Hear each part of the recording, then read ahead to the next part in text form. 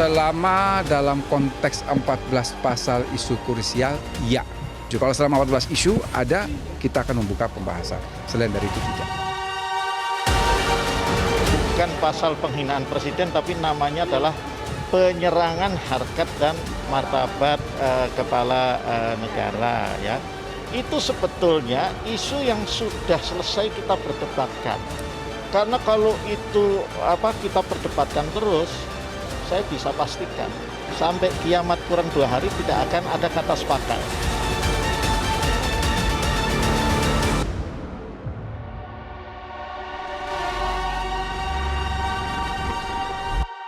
Ya, pemirsa, pemerintah akhirnya membuka ke publik draft final rancangan Kitab Undang-Undang Hukum Pidana atau RKUHP setelah draft tersebut diserahkan ke DPR. Sejumlah pasal masih menjadi sorotan. Nah, saya akan memperlihatkan beberapa di antaranya. Anda dapat melihat di sebelah kanan saya. Ini adalah yang pertama, Wamenkumham Edward Omar Sharif Hierriech mengakui masih ada 14 isu yang kemudian menjadi kontroversi di masyarakat. Pasal-pasal tersebut yang kemudian masih akan dibahas oleh pemerintah dengan DPR secara terbatas. Nah, contohnya adalah pasal tentang santet. Nah, ini kita lihat dalam draft RKUHP yang terbaru, santet ini diatur di pasal 252. Salah satu isinya, setiap orang yang memiliki kekuatan gaib, kemudian memberikan jasanya sehingga menimbulkan penyakit hingga kematian kepada orang lain, dipidana penjara paling lama 1 tahun 6 bulan. Nah, pertanyaan besarnya adalah bagaimana kemudian aparat hukum membuktikan hubungan sebab akibat antara santet dan kemudian dampak yang ditimbulkannya. Nah, kita akan melihat kemudian pasal kontroversial yang lainnya. Ini adalah mengenai kohabitasi atau kumpul kebo yang diatur dalam pasal 416 RKUHP. Bunyinya setiap orang yang melakukan hidup bersama sebagai suami istri di luar perkawinan dipidana dengan pidana penjara paling lama 6 bulan. Pelaku juga akan dikenakan denda. Nah, kita akan melihat kemudian bagaimana pernyataan pakar hukum pidana Jamin Ginting dalam hal ini. Dalam wawancara bersama kami di Metro TV, Jamin Ginting mengkritisi terbitnya pasal ini. Menurut Jamin Ginting, pasal ini berpotensi melanggar hak privasi individu dan kemudian menimbulkan tafsir yang beragam oleh aparat penegak hukum. Seperti halnya pasal terkait dengan santet, para pakar hukum ini pun juga menilai dalam prakteknya pembuktian hukum terhadap pasal ini akan sulit untuk dilakukan. Nah, tidak hanya mengandung pelanggaran privasi warga negara, RKUHP ini juga mengandung pasal yang dianggap melawan kebebasan berpendapat dan kemudian juga mengancam demokrasi. RKUHP ini memiliki 6 pasal pemidanaan terkait dengan penghinaan terhadap penguasa. Penguasa umum yang dimaksud adalah presiden, anggota DPR, polisi, jaksa hingga kepala daerah. Penghinaan terhadap pemerintah ada di pasal 240 dan pasal 241. Penghinaan terhadap kekuasaan umum dan lembaga negara ada di pasal 353 dan 354. Penghinaan terhadap presiden dan wapres ada di pasal 218 dan 219. Ancaman hukumnya pun bervariasi dari 1,5 tahun hingga 3,5 tahun. Pusat Studi Hukum dan Kebijakan Indonesia menyebutkan keberadaan pasal ini sebagai sebuah kemunduran nilai demokrasi. Salah satu alasannya, pasal ini membatasi publik untuk melakukan kritik dan penilaian terhadap penguasa. Nah, terlebih penghinaan adalah sesuatu yang diukur berdasarkan subjektivitas. Nah, pemirsa, masih ada sejumlah isu kontroversial lain yang juga diperdebatkan. Meskipun masih dalam pembahasan di DPR, namun pasal-pasal kontroversial sudah berada di dalam draft final yang dibahas di DPR. Besar kemungkinan pasal ini akan segera disahkan. Nah, merespon hal ini, banyak yang menilai sejumlah pasal kontroversial ini dianggap mengancam kebebasan sipil. Nah, apakah keberadaan pasal-pasal ini lebih efektif untuk menjamin warga lebih taat terhadap hukum? Kita akan diskusikan hal ini bersama dengan sejumlah narasumber bersama Fitri Megantara. Rara, silakan. Baik, terima kasih Kevin Egan atas paparannya. Dan pemirsa, bagaimana pemerintah menjamin pasal penghinaan terhadap penguasa tidak menjadi bentuk kriminalisasi terhadap warga negara? Kita akan langsung berbincang bersama Arsul Sani, anggota DPR Komisi 3 Fraksi P3, dan juga Zainal Arifin Mokhtar, pakar hukum tata negara UGM. Selamat malam Pak Arsul dan juga Mas Zainal. Selamat malam. Assalamualaikum, Rara. Waalaikumsalam. Pertanyaan pertama kita ke Pak Arsul. Pak Arsul, kenapa dalam sebuah negara berdemokrasi masih ada pasal penghinaan terhadap presiden dan wakil presiden?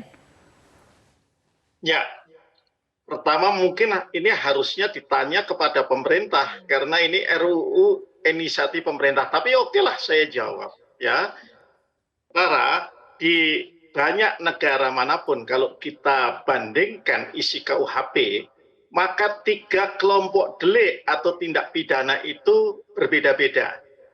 Yang pertama adalah delik politik, yang kedua delik kesusilaan, dan yang ketiga adalah delik penghinaan. Ya, itu memang berbeda-beda. Ada negara yang seperti Amerika Serikat misalnya terkait dengan penghinaan itu tidak ditempatkan sebagai delik pidana tetapi sebagai sebuah perbuatan melawan hukum di ranah perdata. Nah, itu pilihan-pilihan politik hukum.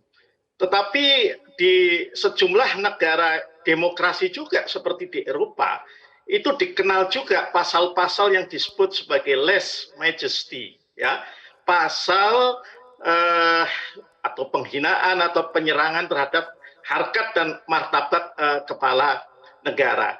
Nah, kita punya pilihan, ingin seperti Amerika atau ingin seperti di Eropa Barat yang dibatasi hanya terhadap kepala negara tapi tidak kepada kepala pemerintahan, begitu. Atau kita ingin seperti yang ada sekarang ini, ya. Nah, kemudian pilihan yang diajukan oleh pemerintah dan kemudian kami cenderung untuk menerimanya adalah seperti yang tadi telah dikutip pasalnya. Oke. Pak Arsul, bagaimana publik akan mengkritisi jika kemudian dihalangi oleh pasal penghinaan, padahal kan kemudian presiden ini jabatan publik dan memang kemudian harus siap untuk dikritik? Ya, yang pertama Rara, antara mengkritik dengan menyerang harkat dan martabat, ya, itu sesuatu yang saya kira secara common sense juga tidak terlalu sulit untuk dibedakan. Yang kedua, di pasal tersebut diberi ayat tambahan bahwa yang disampaikan sebagai kritik, ya, kepada kebijakan pemerintah itu tidak dipidana. Dan kemudian dilengkapi lebih jauh dengan penjelasan di pasal itu. Saya kira Pak Wamenkumham, Profesor Edi Hearit juga sudah menjelaskan soal-soal itu. Nah, yang berikutnya, sifat deliknya itu bukan lagi delik biasa seperti yang ada di KUHP, yang kemudian dibatalkan oleh MK itu. Sifat deliknya di RKUHP ini adalah delik aduan, di mana presiden dan wakil presidennya harus mengadu, meskipun itu secara tertulis cukup. Jadi itu yang membedakan, ya, itu. Baik, Mas Zainal, tanggapannya? Iya, yang pertama kita sisir satu-satu lah ya. Yang pertama soal apakah ada negara lain yang mencantumkan penghinaan terhadap kepala negara, ya.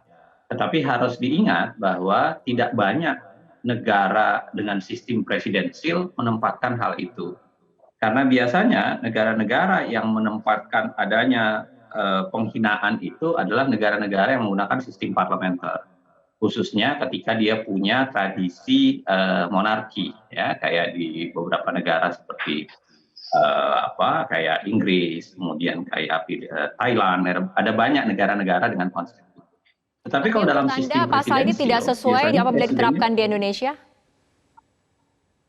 Dalam sistem presidensil biasanya tidak sedemikian rupa, karena dalam sistem presidensil presiden itu dipilih langsung oleh rakyat, ya, beda dengan simbol negara dalam bentuk raja atau ratu. Dalam sistem pemerintahan presidensil, kita memilih langsung dia. Artinya apa? Embedded di dalam diri seorang presiden itu adalah kritisi. Mengkritik dia secara langsung. Karena apa? Karena itu menjadi dasar kita memilih dia. Memilih seorang presiden itu dasarnya adalah apa yang dia lakukan. Karenanya kritisi itu harusnya dikuatkan, itu satu. Yang kedua, tak kalah dikatakan bahwa ini delik aduan, ya. Pertanyaan saya sederhana saja, bukankah memang penghinaan itu adalah semua delik aduan? Kalau begitu, kenapa tidak disamakan saja semua orang, ya, di dalam KUHP bahwa semua orang ya larinya delik aduan saja? Tidak perlu ada pembedaan khusus kepada presiden, ada pasal tersendiri. Perbedaan ini kan bisa mengkerucut kepada apa yang sering kita sebut adalah equality before the law. Jadi ada semacam unequality, ada semacam ketidaksamaan. Kenapa kemudian kalau orang biasa itu kemudian diperlakukan secara standar berbeda dengan ketika dia memegang jabatan-jabatan tertentu. Yang ketiga, kalau dikatakan bahwa ada parameter, ya, semisal yang dikritik itu adalah kebijakan, yang bisa dianggap kritik itu adalah kebijakan. Saya selalu agak trauma sebenarnya ketika kategorisasi kapan kritik, kapan tidak, walaupun di aturan undang-undang itu dinyatakan, walaupun tidak cukup tegas, tetapi penilaiannya itu diserahkan kepada aparat penegak hukum. Karena kemudian diskresi aparat penegak hukum untuk menyatakan ini masuk kritik, ini masuk penghinaan, itu menjadi besar. Dan kita sudah belajar dari kasus, misalnya kasus Undang-Undang ITE ya. Menurut saya Undang-Undang ITE itu menjadi contoh yang sangat menarik, di mana tujuan kita membangunnya itu berbeda, tetapi hasil yang kita dapatkan berbeda. Oke, artinya Mas Zainal ini akan membuka ruang kriminalisasi seperti itu. Transaksi. Gimana? Sangat Artinya mungkin, sangat mungkin, karena kita serahkan penegakannya itu, ya, pilihan-pilihannya itu diserahkan pada aparat penegak hukum. Oke, baik. Dan sangat mungkin, satu hal yang saya ingatkan ya, pasal ini sebenarnya sangat berpotensi mengancam kebebasan. Perlu begini, terserahlah bahwa pemerintah dan DPR memang sangat cinta presiden dan ingin melindungi presiden dengan segala apa yang terjadi pada dia. Tapi pada saat yang sama jangan lupa catatan kita soal negara demokrasi kenapa kita makin memburuk, karena kebebasan berekspresi yang makin dibatasi. Saya pikir dengan pasal yang serupa itu akan sangat berpotensi untuk makin menggerus kebebasan berekspresi, dan itu masalah makin mengancam indeks demokrasi kita. Nah, bagi saya perlakuannya disamakan saja. Kenapa tidak? Kalau memang penghinaan itu ada, delik aduan, orangnya harus mengadu, ya setiap orang dinyatakan seperti itu, diperlakukan sama. Baik, apakah kemudian pasal ini nantinya akan saya termasuk siapapun itu melakukan delik aduan dengan kategori Oke, baik, Mas Zainal. Kita akan membahas apakah kemudian pasal ini memang akan nantinya membuka ruang kriminalisasi, bagaimana tanggapan dari parlemen. Kita akan bahas mengenai hal ini, tapi kita ikuti jeda berikut terlebih dahulu.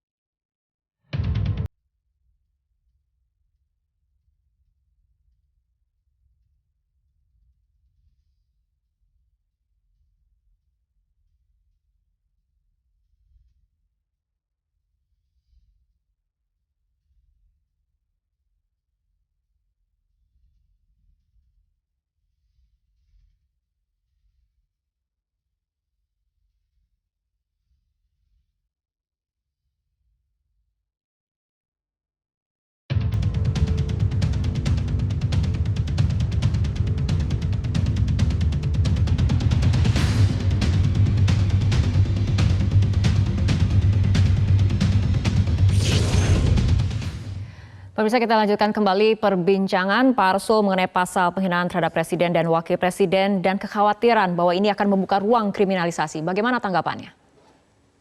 Saya tentu memahami sudut pandang itu, tetapi Rara, sudut pandang itu juga sudah berkali-kali kita bahas. Jadi di dalam pembahasan atas pasal ini, setidaknya ada dua sudut pandang. Sudut pandang yang disampaikan oleh Bung Uceng itu mewakili sudut-sudut pandang dari teman-teman para ahli hukum tata negara, ya. Itu sebagai satu sudut pandang. Nah, ada sudut pandang lain yang juga disampaikan kepada kami oleh para ahli yang terlibat dalam pembahasan, yaitu para ahli hukum pidana, ya. Jadi ini bukan persoalan DPR atau pemerintahnya ngotot. Ini persoalan bagi pembentuk undang-undang, pemerintah dan DPR mau mengambil sudut pandang yang mana. Sudut pandang para ahli hukum pidana misalnya juga berargumentasi, ya, mengapa kok tidak ada pasal ini? Padahal ada pasal lain, bahkan itu sebagai sebuah delik biasa, ketika kepala negara, kepala pemerintahan yang sedang berkunjung ke negara ini dihina, dinista, itu bisa dilakukan penindakan, bisa dipidanakan, diproses hukumkan. Ya, mengapa ketika kemudian kepala negara sendiri, ya, presiden, wakil presiden sendiri tidak diapa-apakan? Nah, ini adalah dua sudut pandang yang coba kemudian kami temukan jalan tengahnya, antara lain pertama dengan tadi seperti saya sampaikan, ya, merubah sifat deliknya menjadi delik aduan. Yang kedua kemudian diberi pagar tentang apa itu kritik, ya, baik di dalam ayat 2 maupun penjelasan. Dan saya kira kemudian yang Pak Arsul, ketika berikut, kemudian ini masuknya dalam penjelasan bukan di batang tubuh, apakah itu cukup? di dalam ayat 2 dari pasal itu dikatakan bahwa jika yang disampaikan itu merupakan kritik maka tidak dipidana, ya. Nah, saya ingin menjawab satu yang tadi disampaikan oleh Bung Uceng. Kenapa tidak disamakan saja pasal penghinaan itu? Kenapa kok mesti dibedakan antara warga negara biasa dengan dengan presiden dan wakil presiden? Ya, karena presiden dan wakil presiden itu adalah primus inter pares, ya. Memang diberi kemudian kekhususan, ya. Ini lagi-lagi juga sudut pandang yang memang bisa diperdebatkan, ya. Ada yang kemudian seperti Bang Uceng dan kawan-kawan melihat ya tidak perlu kemudian dibedakan. Sudah ada pasal kalau sekarang ini 310, 311 tentang penghinaan yang juga berlaku untuk semua orang, tetapi ada yang punya sudut pandang seperti itu. Lagi-lagi pada umumnya adalah sudut pandang para ahli hukum pidana yang berbeda dengan teman-teman yang sudut pandangnya lebih menekankan pada sudut pandang tata negara, ya, dan di mana di dalamnya ada prinsip-prinsip demokratisasi lah, kira-kira seperti itu. Baik, Mas Zainal, tanggapannya?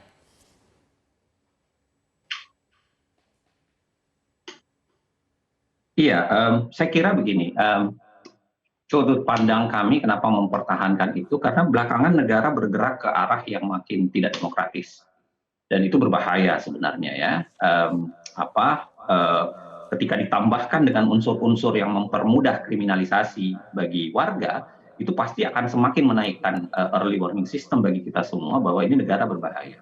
Taruhlah misalnya pemerintah dan DPR percaya betul bahwa Pak Jokowi tidak akan melakukan hal yang sama, tapi siapa yang bisa menjamin, karena KUHP ini akan berlaku panjang, siapa yang akan menjamin bahwa pemerintahan selanjutnya itu bukan demagog, pemerintahan selanjutnya itu bukan orang yang sangat keras atau kemudian otoriter terhadap warganya. Tidak ada jaminan itu, makanya harus dibangun prinsip yang bisa menjaga dari itu semua, itu satu. Yang kedua, tadi menarik yang disampaikan oleh Pak Arsul soal primus inter pares. Jangan lupa, primus inter pares itu tidak bisa diberlakukan untuk semua kondisi. Misalnya kalau dilogikakan karena sudah ada pasal pembunuhan, maka pembunuhan terhadap presiden itu harus disamakan juga. Dan memang tidak begitu, karena pembunuhan terhadap presiden itu langsung bersifat merusak negaranya. Baik. Makanya kenapa digolongkan kepada makar. Ya, karena kalau presiden dibunuh, langsung dengan seketika pemerintahan kosong. Ya, beda misalnya dengan struktur-struktur yang lebih sederhana. Karena dalam sistem presidensil harus ada pemilu untuk memilih presiden, dan ada mekanisme tersendiri untuk mengisi jabatan kekosongan itu. Makanya kenapa kemudian pembunuhan terhadap presiden itu kemudian deliknya tidak sekedar pembunuhan biasa, tapi juga dimasukkan dalam konsep makar. Nah, di situ tidak bisa ditarik logika sama untuk mengatakan karena pembunuhan itu menggunakan delik khusus, maka kemudian penghinaannya juga delik khusus. Menurut saya itu dua logika yang berbeda. Penghinaan itu tidak bersifat menjatuhkan pemerintahan, tidak bersifat menghilangkan kepala negara, tidak bersifat menghilangkan pemerintahan yang sah. Tetapi kalau pembunuhan, iya. Nah, saya kira begini, Mbak. Ini ditemani dengan berbagai pasal yang lainnya. Pasal 351 misalnya, ya, penghinaan lembaga negara. Yang parameternya juga parameter yang rancu. Misalnya parameternya menimbulkan kerusuhan. Kerusuhannya ini, Mas Zainal dan juga Pak Arsul. coba dibayangkan. Di kerusuhannya ini magnitudenya kayak apa sih? Apakah serang-serangan itu langsung dianggap bisa kerusuhan? Oke, Mas Zainal dan juga Pak Arsul, kita akan kepada aparat penegak hukum untuk mengatur atau kemudian menjadi diskresi aparat penegak hukum untuk melanjutkan atau tidak melanjutkan semua perkara. Oke, baik Mas Zainal dan juga Pak Arsul, kita akan tunggu dan lihat bagaimana perjalanan selanjutnya dari draft final RKUHP ini akan seperti apa. Baik, terima kasih Mas Zainal dan juga Pak Arsul telah berbincang bersama kami malam hari ini dalam Prime Time News.